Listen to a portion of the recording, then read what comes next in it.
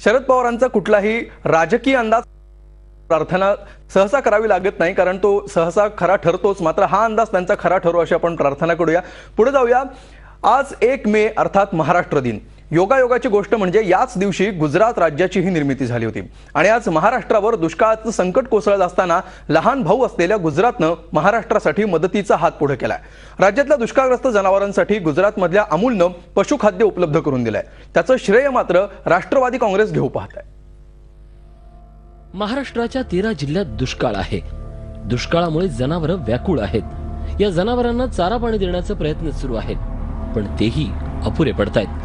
अशा परिस्थितीत केंद्रीय कृषी मंत्री शरद पवार यांनीच पुढाकार घेऊन गुजरातकडे मदत मागितली आणि त्याला सकारात्मक प्रतिसाद देत गुजरातच्या दूध महासंघानं महाराष्ट्रातल्या जनावरांसाठी सुमारे 40,500 मेट्रिक टन पशुखाद्य दिलंय। संकटात सापडलेल्या मोठ्या भावाला छोट्या भावाकडून सहकार्य करण्याची भावना यामागे असल्याचं गुजरात दूध महासंघाचं म्हणणं आहे।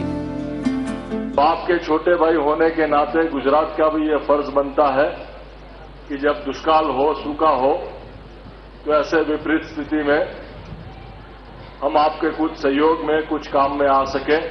आपके पशुधन को बचाने में कुछ हम भी आप लोगों को सहयोग में आ रहे हैं। गुजरातकडून मिळालेल्या या पशुखाद्याचं वितरण महानंदच्या माध्यमातून होणार आहे। या निमित्तानं पुण्यातल्या कात्रज डेअरीमध्ये एका कार्यक्रमाचं आयोजन करण्यात आलं होतं। उपमुख्यमंत्री अजित पवार यांनी हिरवा झेंडा दाखवल्यानंतर पशुखाद्य आणलेले ट्रक दुष्काळग्रस्त भागात रवाना झाले।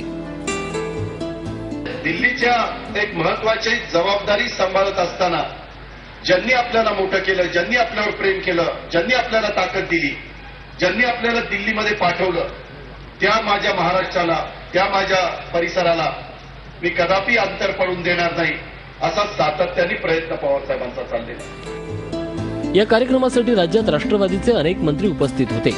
मोठा गाजावाजा करत पशुखाद्य वितरणाला सुरुवात झाली आहे। त्यामुळे गुजरातनं दाखवलेल्या दातृत्वाचं श्रेय घेण्याचा प्रयत्न राष्ट्रवादी काँग्रेस तर करत नाहीये ना, असाही प्रश्न या निमित्तानं विचारला जातोय। अरुण मेहत्रे, झी मीडिया, पुणे। इंदापूरमधल्या वक्तव्यानंतर उपमुख्यमंत्री अजित पवार त्यांच्या बालेकिल्ल्यामध्ये